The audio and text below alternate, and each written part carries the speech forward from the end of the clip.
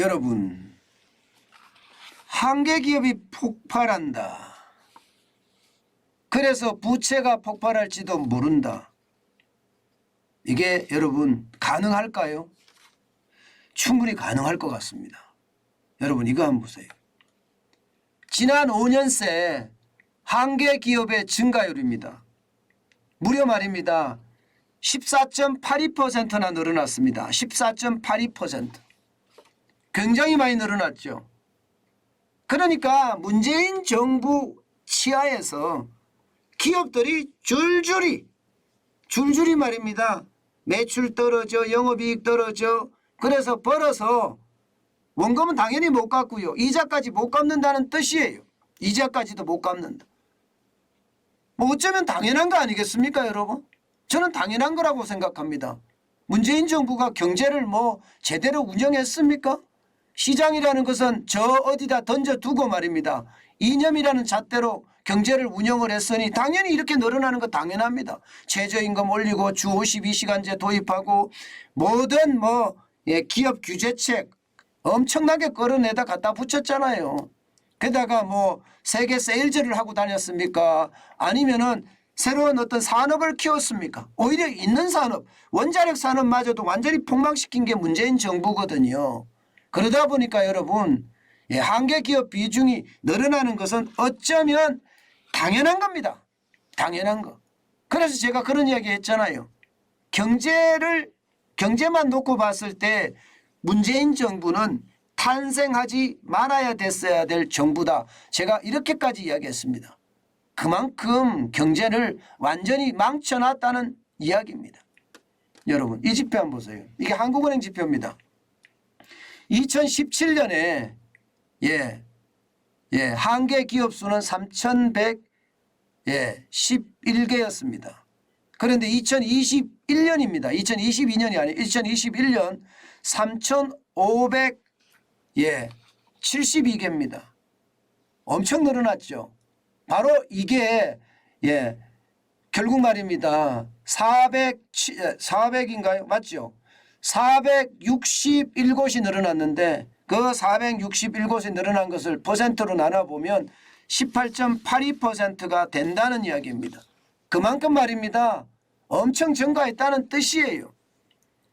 한국은행에서 이게 한계 기업에 대한 지표를 만드는 거 있잖아요. 이것은 비교적 정확합니다. 게다가 전 산업을 아우르거든요. 어느 정도 규모가 되는 그런 기업들은 다 포함된다고 말할 수가 있습니다. 일반적으로 말입니다. 외부 감사를 받는 기업을 한국은행에서는 조사를 하거든요. 외부 감사를 받는 기업들이 일반적으로 보면 한 2만 5천 개가 조금 넘을 겁니다. 그런 넘는 상태에서 그중에 3,572개가 지금 한계 기업이라고 이야기하면 얼마나 많이 한계 기업이 지금 늘어나는가 이것을 보여주죠. 상황이 진짜 어려워진다는 거예요. 게다가 말입니다. 한계 기업의 만성화도 문제입니다. 다시 말해서 빚으로 계속 돌려막기 하는 데가 되게 많다는 거예요. 2012년부터 시작을 해서 2021년까지 2번 이상 한계 기업을 경험한 전체 한계 기업 퍼센트는요. 72.8%, 72.8%. 10년 내내 한계 기업의 늪에서 빠져나오지 못하는 기업도 297개나 된다고 하고요. 297개. 그러니까 이게 여러분 움직이지 않는다는 이야기잖아요. 이게 뭔가 어려운 상태에서 빚으로 계속 돌려막기를 하면서 억지로 지금 끌고 간다는 이야기예요. 실제 그런 지표도 나옵니다. 여러분 이거 한번 보세요. 한계 기업의 매출액 대비 영업이익률을 나타내는 것인데요. 보시는 것처럼 심각합니다. 그나마 대기업은 좀 나아요. 그죠? 대기업은 그래도 2021년에 마이너스 5.1%예요. 5.1%. 그죠? 2017년에 마이너스 3.8%에 대비하면 늘었긴 하지만 좀 나아요. 그러나 중소기업은 보세요. 중소기업은 2017년에 10.7%였지만 2021년에는 14.1%예요. 굉장히 높죠. 굉장히 높습니다. 전체적으로도 보더라도 2017년에 5.5%였던 것이 2021년은 7.1%까지 늘어납니다. 마이너스입니다. 마이너스. 마이너스입니다. 늘어납니다.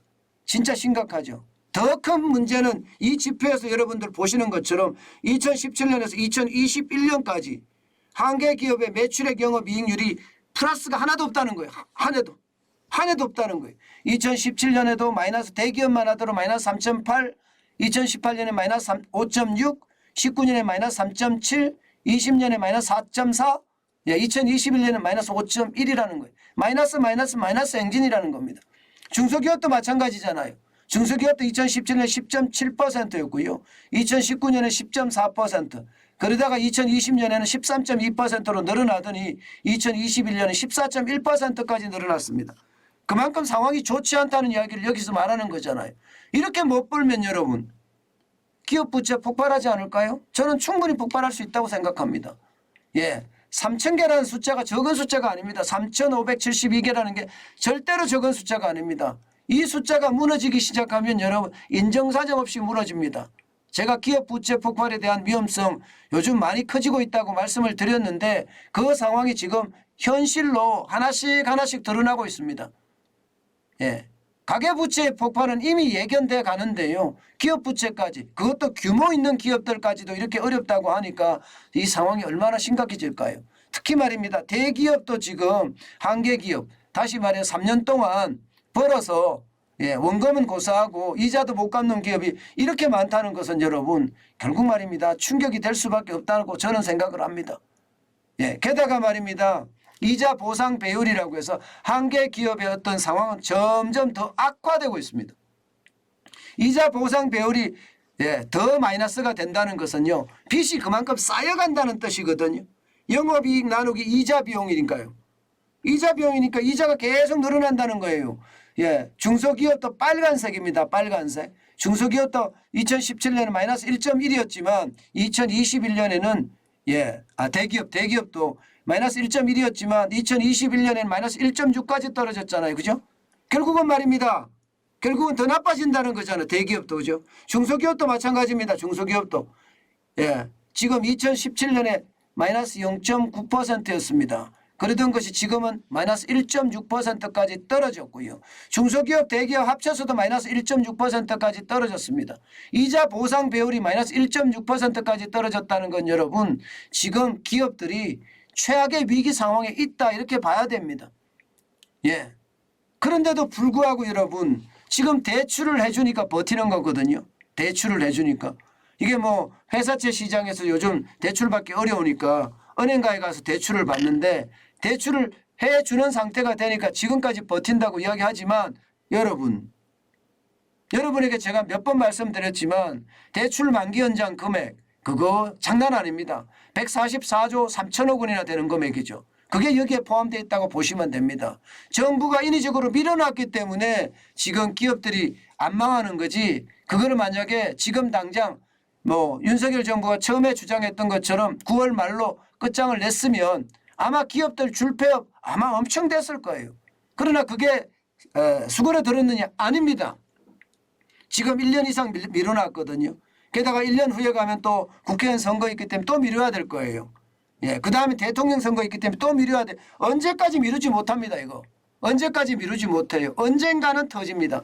그거 터졌을 때 제가 생각해서는 진짜 최악의 위기가 올 거예요. 저는 윤석열 정부가 진짜 잘못됐다고 생각을 하거든요. 왜냐하면 옥석 가리기를 해야 된다고 생각을 합니다. 여러분 보시다시피 문재인 정부 때는 아예 안 해왔습니다. 부실 징후 기업에 대한 워크아웃은 오히려 줄어들었습니다. 왜 줄어들었을까요? 왜 줄어들었을까요? 대출 만기 연장 때문에 줄어드는 거예요. 부실 징후 기업들 죽일 건 죽이고 살릴 건 살려야 되거든요.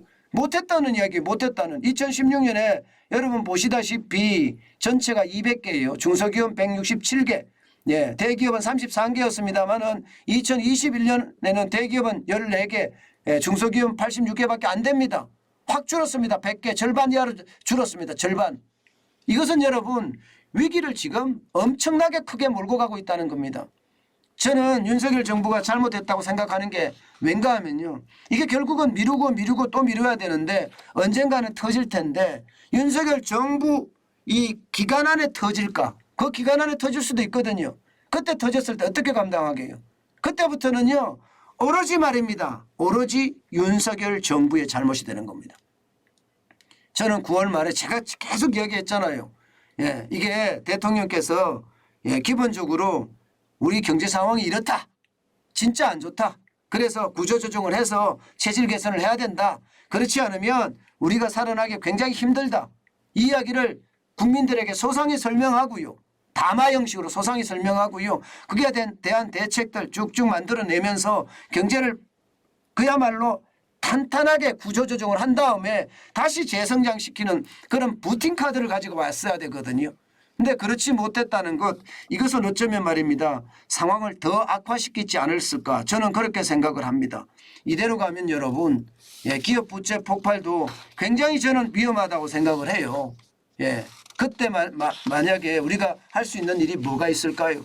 저는 그렇게 많지 않다고 생각합니다. 이 상황이 오래 가면 오래 갈수록 어려운데 지금 이 상황이 우리 경제를 어떻게 생각하면 올가 맨다고 하나요? 올마 매고 있다. 저는 그렇게 생각합니다. 결국 윤석열 정부가 했어야 돼요.